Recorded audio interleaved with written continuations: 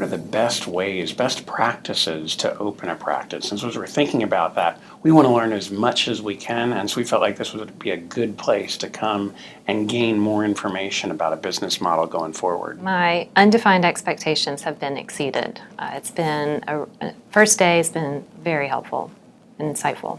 As a medical professional in the insurance-minded system, you don't sell your treatment or your services, and so this will be a different way of approaching medicine. The branding is kind of a recognized brand out there, all of the science behind it, and the different advertising pieces, whether that's ABC News or Fox News or Ben Greenfield, and all of those resources really help direct people to GAINSWave, and we look forward to being one of just a handful of providers in Mississippi.